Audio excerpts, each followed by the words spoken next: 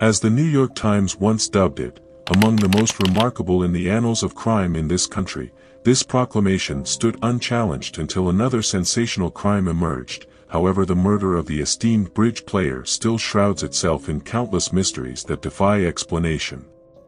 Joseph Bowen Elwell, born on February 24, 1873 in Cranford, New Jersey, pursued education at Phillips Academy in Andover, Massachusetts, and took on the role of an insurance agent in his formative years.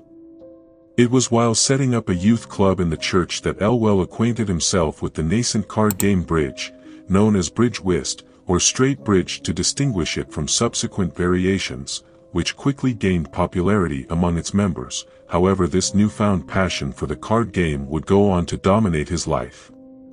At just 18, he had already earned the moniker Whist Wizard, due to his exceptional skill, and affluent families were willing to pay substantial sums for his tutelage in the game. He actively participated and emerged victorious in high-stakes matches that were preferred by the wealthy. As per the New York Post, it was not unusual for Elwell to rake in $1,000 a night from the plutocracy. He got rich from the Wall Street Fool's money and royalties from the best-selling guides to whist and bridge that he published.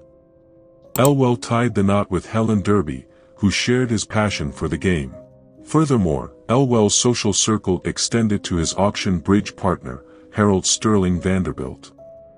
These associations not only brought him well-to-do students but also opened doors to lucrative gambling ventures.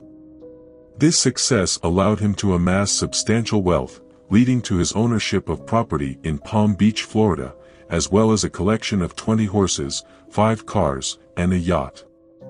As his prowess at the bridge table reached new heights, so did his conquests in matters of the heart. He was delicately described as a ladies' man, though less discreet accounts labeled him an indiscriminate and lustful philanderer. According to his secretary, Elwell was intimately involved with about 50 women, the majority of whom were married, while some estimates suggest the number could be as high as 1,000, and a select few of his female companions even held keys to his residence. L. H. Green, a close friend, remarked, "He possessed an extraordinary sway over women. His cool demeanor, far from repelling the opposite sex, seemed to draw them in even more." Through his exceptional bridge-playing abilities, he amassed a considerable fortune, and with the assistance of his influential acquaintances, he further augmented his wealth through astute stock market investments. By 1916, Elwell's wife took their son Richard and filed for separation, and she was in negotiations for a divorce by 1920. On the evening of June 10, 1920, Elwell and his most recent companion, Viola Krause, enjoyed a dinner at the Ritz-Carlton Hotel, followed by a floor show. It's reported that Elwell returned to his New York City home via taxi around 2:30 a.m. On the morning of June 11, shortly after 7 a.m., he was seen collecting the morning newspaper from his doorstep, and approximately an hour later, the housekeeper, Marie Larson, entered the house to begin her cleaning tasks. To her surprise, she discovered the living room door locked from the inside. Using her own key, she gained access and found Elwell seated in a chair. Despite her greeting, the typically amiable man remained unresponsive. Upon closer inspection, she noticed he was missing his customary dentures and wig, but instead had a bullet wound at the center of his forehead. Strikingly, Elwell had been shot with a .45 automatic revolver. Despite the gravity of his injuries, he was still holding on to life when the police arrived. However, he succumbed to his wounds a few hours later, never uttering a single word. The Sacramento Union detailed the crime scene as discovered by the detectives. On the table at his side were several letters, one of which from a racing associate, had been removed from the envelope. The letters had been delivered by the postman at 7:35. There was no weapon, no footprint, no evidence of a struggle, no possible clue except a large caliber shell, such as is ejected from an automatic pistol of the Army type, and the stub of a cigarette different from those Elwell habitually smoked. As previously noted, both the door and windows of the room were firmly secured, and despite the presence of valuables, including a Rembrandt painting, nothing seemed to be misplaced or disturbed.